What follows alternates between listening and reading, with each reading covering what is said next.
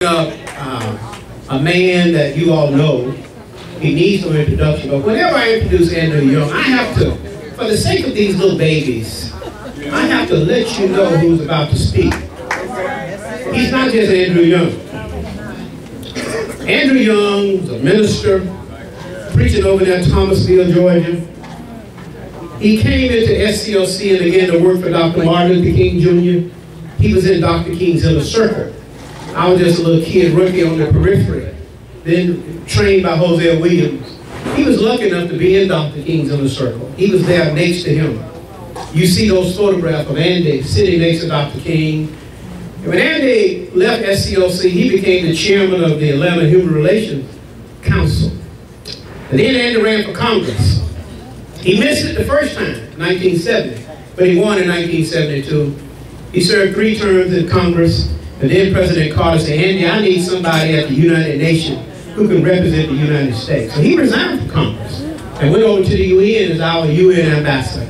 Did a superb job. The best ambassador we've ever had at the United Nations. Andy left the UN, came back to Atlanta, ran for mayor, won 2 terms as mayor. Then we said, we're not finished with you yet. And he came back, and we said, we need to bring the Olympics to Atlanta. Now, Billy Payne takes the credit, but Andrew Young is the man who got the votes from all around the world, the International Olympic Committee. Billy Payne didn't know them. Billy Payne knew folks at UGA and around Atlanta, but Andrew Young called the International Olympic Committee members and said, we need you all to come to Atlanta. I always say Andrew Young is the reason we brought the Olympics to Atlanta in 1996. All right. Very few people give him credit. I want to give him credit. Yes, sir. We never would have got the Olympics. And not have been the ambassador Andrew Young.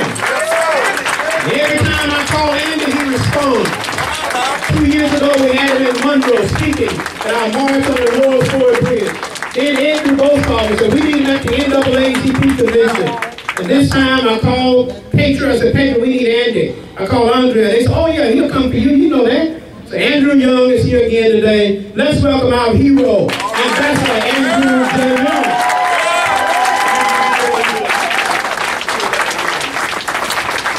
Thank you very much. Is this one on? Let's use that one. You turn it on. On now? Yeah, that's good. All right. Thank you. Rita wouldn't sing the song. Go ahead. But I'm going to try. All right. I got the feeling that everything's going to be all right. Well, I got the feeling everything's going to be all right. Yeah. I got the feeling everything's gonna be alright, be alright, be alright, be alright. Amen. Now, I had a hard time 4 years ago getting with Barack Obama. And this brother over here was the cause of it. But I grew up with Hillary. Yes, sir. And I knew her when she was a college student, and my wife had worked with her. Yes, sir. And then I went down to Florida, West Palm Beach, to Donald Trump's place. And all of Donald Trump's friends were getting on me. Why aren't you supporting Barack Obama? Yeah. They picked on me. I was down there with, it was Oprah Winfrey invited Maya Angelou for her birthday, and Bob Brown, who is a Republican, was sitting there. And they said, Bob Brown said he was supporting McCain. They said I was all right. I said, I'm supporting Hillary. Why aren't you supporting Barack Obama? And I said, because I've known Hillary all my life. And I said, I will support whoever the Democrats nominate, but I was suspicious. I was worried. It seemed like a trick. It seemed like people wanted to use Barack to get rid of Hillary. And then they were going to jump on Barack to get rid of him. And I think that was the plan. All right, come on. But it didn't work. And then I saw Bobby Rush, Congressman Bobby Rush from Chicago. Yes, sir. Now Barack Obama ran against him and lost. Yes. That's right. And yet he was the first one to come out for Barack Obama as senator. Yes, sir. Come on. And then as president. And I said to him, Bobby, why do you support this man when he went after you and you were doing such a good job? He said, well, Andy, he said, I've noticed that everybody that has crossed this man, something bad has happened to him. And he said, I'm not, you the preacher, I'm not a preacher. And he said, I decided that God was with this boy. And I'm going to get with God and I'm going to get with Barack Obama. Now, I still think that the country was so messed up. We spent $6 billion a month in Iraq. And we weren't supposed to be there. I'm going to take it a little aside here, but I'm coming back to that. You know why we were in Iraq? We were in Iraq because a lady who was ambassador, who went to private schools, didn't know how to deal with hoodlums and thugs, went to Princeton and very smart, but she could not deal with Saddam Hussein. And so she let smiling and grinning and talking polite and hinting, she gave him the impression that it was all right for him to invade Iraq. Now that's why we got to vote no on Proposition 1. That's it. Because if she had gone to Belina C. Jones School where I went, or if she'd gone to the public schools where you went, you learn how to deal with the hustlers and thugs by 3rd or 4th grade. That's basic to your education. And if you don't learn how to deal with them by 3rd or 4th, 5th grade, it's hell. It is hell if you just coming in to getting to know hoodlums and thugs when you're grown. By that time, it's a little late. All of the problems in the world. See, thuggish folk rise to power. All right. And that's why I'm glad Barack went by Chicago for a while. He went by Chicago and spent some time. Community organizing in Chicago is not community organizing, it's survival. And we had a hard time. I mean, even James Orange had a hard time in Chicago for a while. To Bevel and all of us, because we had dealt with Southern thugs. But you know what we did? We put them on a bus, 2 different buses, the Blackstone Rangers and I forget who the other one was. Disciples. And we brought them down to Mississippi. And they were bad in Chicago, but when they got to Mississippi, they stayed so close to us they didn't know what to do. But anyway, that was their side. We had spent all this money on Iraq. And they didn't have sense enough to know that Iraq wasn't one country. Iraq had Shiites, Kurds, and Sunni. And they'd been hating each other for 1,500 years. And so they got us so deep in debt, they finally decided, well, we can't beat him. So we're going to let him in, and then we're going to blame him for all of this mess. And we're not going to let him do anything about it. Now that was the plan. That's the Donald Trump plan. He still hasn't given up. He hadn't given up yet. The Lord saw him through. What happened? General Motors is alive. That's right. Obama is dead. Osama is dead. Bin Laden is dead. He got us out of Iraq. Yes, he did. He has set the date for us to get out of Afghanistan.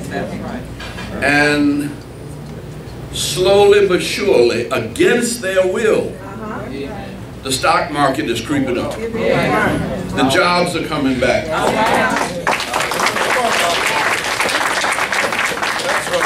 And people have learned some lessons. Now, we know about food stamps. But we know that food stamps was never designed for poor people. All right. All right. Food stamps were designed to take care of the surplus of the farmers. And food stamps were not available. You had to pay money to get food stamps until Jimmy Carter was president.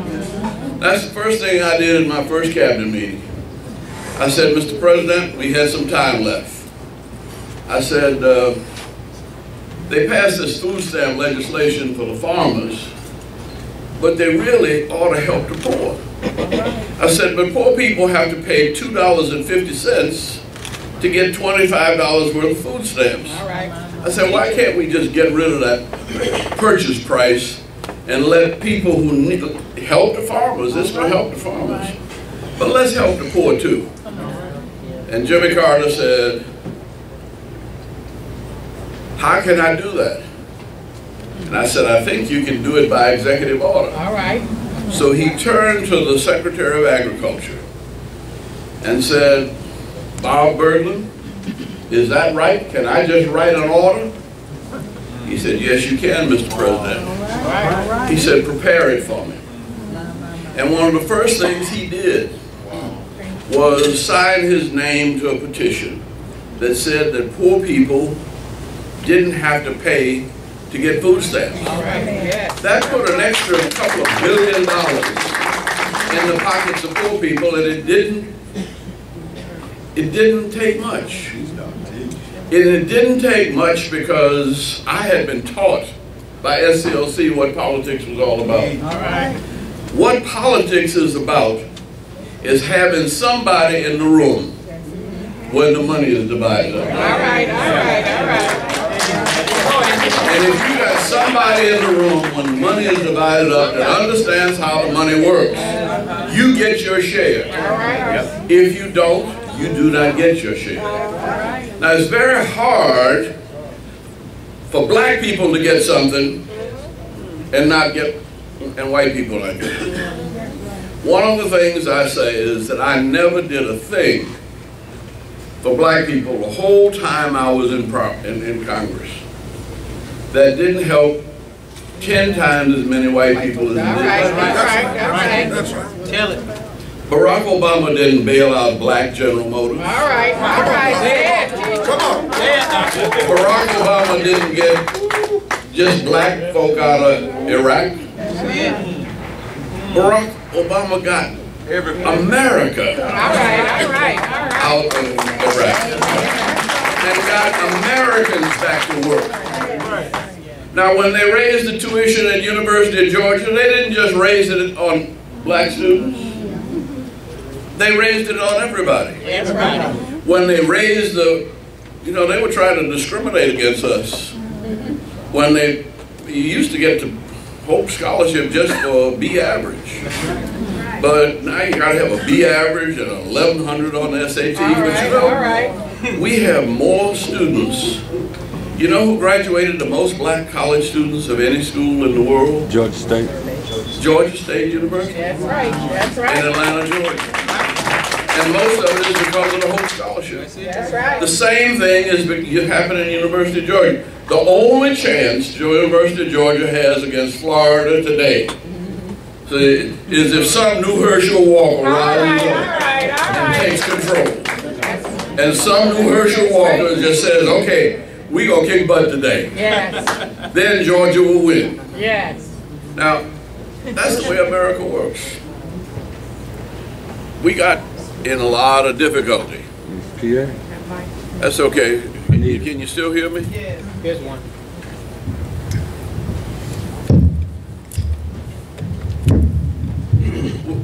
people thought we were crazy about the Olympics. But we brought the Olympics to Atlanta and didn't ask for any money. We didn't raise any taxes.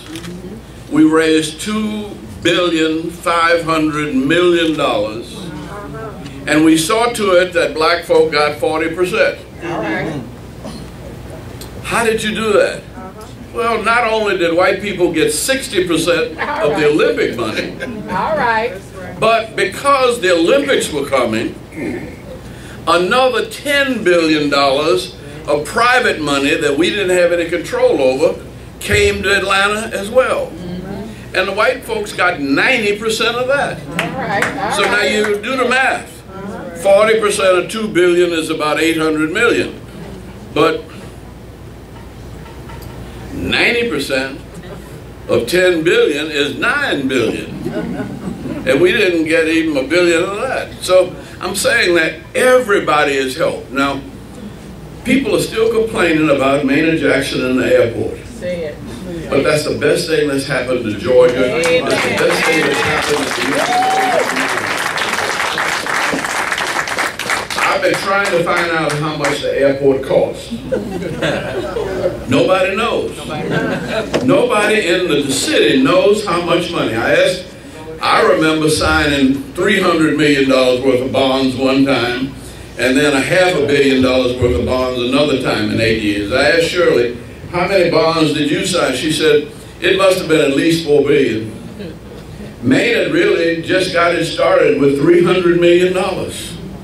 So we can't figure, but Kasim Reed just got another $1.5 billion for the international terminal, but let's say we got $10 billion in that airport. Let's say $15 billion. You know what the airport made last year? All right, teach it made $52.8 billion. All right. You know how many people got jobs at that airport? Yes. I don't know what color they are. All right. But 434,000 people got jobs. Now, I don't care what you call it. If that's black government is good government. If black government can do that much for white people, we need more of it. See? But it's not black government, it's not white government, it's good government. And that's what we're voting for with Barack Obama. Barack Obama is a God-sent man. I don't know how anybody could have done. First place, I used to have a little problem because he hadn't been down south. And then I realized that was a blessing. Because it's hard for Joe Lowry. Yes, sir. See, not to lose his cool every now and then and say something smart. It's impossible. I mean, I'm cool, but every now and then I slip. In his position, he cannot make a misstep. All right. Not one. He cannot say one bad word at the wrong time in public or private. He's even got to be nice to Michelle. And he can't say anything but yes dear. And everything will be all right. Because if you don't say yes dear to your wife, you're going to have a little argument, and just the slightest little argument in the White House is going to go all over the world. So it takes somebody who's almost a saint, and I put the emphasis on the almost. But that's the only thing that could have seen us through these difficult times. I want to get back to this $6 billion a month in Iraq. Because the people who made the money were not the troops on the ground. The people who shed the blood didn't make the money. They came back and had a hard time finding jobs. The people who made the money did not bring the money back and put it into American banks and pay American taxes on it. They took money and put it in these tax havens.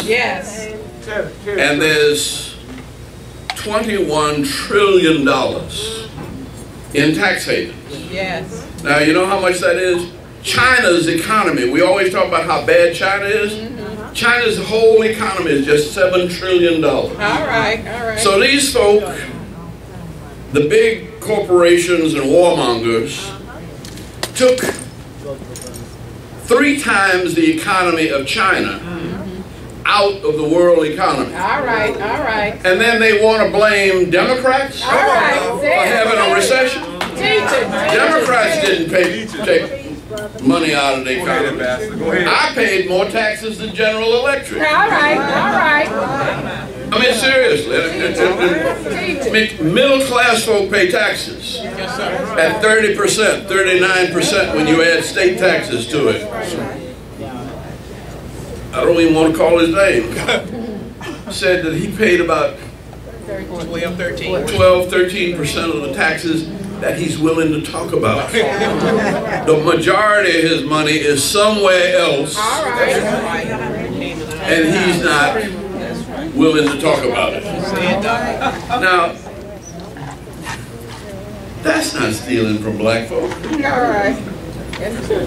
That's not just trying to blame the problems of the world on the Latinos for coming here. All right, say it. That's doing more damage to the white middle class. Yes, yes. Now, they say all these polls are even, but you know what's happening? Same thing that happened when I ran. When I ran, I didn't stand a chance. Friday before the election, the polls said I was 4 points down in Atlanta. And Tuesday, I won by 4 points. Not only that, it started raining Monday night. And it rained all night Monday night, all day Tuesday. The rain didn't stop till the polls closed about 9 o'clock at night. And I said, Lord, why did you do this to me? But you know what happened? And I don't know. But when I went out to the polls in the pouring down rain, our people were there. Yes, yes. There was a number that no man could number. And I got 74% turnout of the black vote. Yes, yes. 74% in a pouring down rain. Yes, yes. If we get 74, if we get 60% turnout in Georgia, we win. We win. Now something else happened. I got almost 14% of the white vote. Yes. And something was happening. Young white people and white women were not believing the same things and saying the same things that their husbands were saying. All right, all right. Now they didn't make a fuss about it. But when they got in the voting booth, they voted for the person they thought was the best. Yes. I was running against a good Republican. And I still got 14% of the white vote and a 74% turnout of the black vote. Now, I can't take credit for that. You have to give God the glory. All right, all right.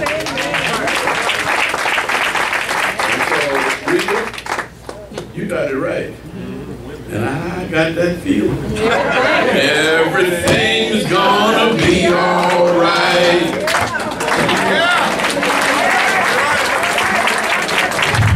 Give it up for the ambassador.